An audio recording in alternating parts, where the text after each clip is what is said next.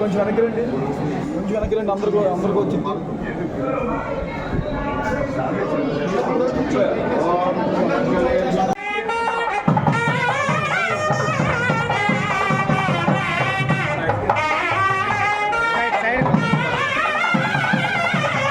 నుంచోండి, అక్కడ నుంచోండి.